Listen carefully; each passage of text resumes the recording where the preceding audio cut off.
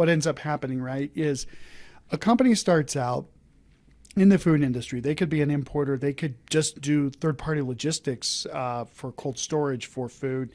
There's so many different kinds of companies like we talked about. But they start off, they go through all the typical stuff of developing as an organization. They get bigger and bigger. And then along the way, it's like, oh my gosh, we need to automate our processes, track our data, blah, blah.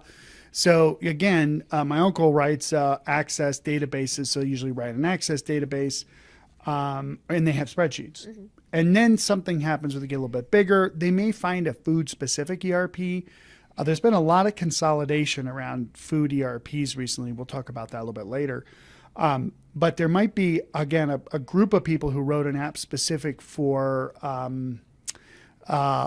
growers in Central California, right? There's actually apps that do that. Yeah. So they might go out and get a best-of-breed smaller app, but then that vendor is smaller, and they don't have the money or the ability or the resources to continually invest in the product, but it works pretty good. So the customer gets a little bigger.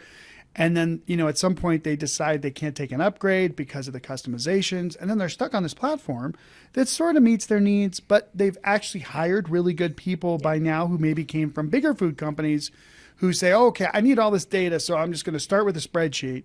And then those people are like, okay, I need a better system, right? And the food company's getting bigger and bigger, which is amazing. And they're like, oh my gosh, what do I do?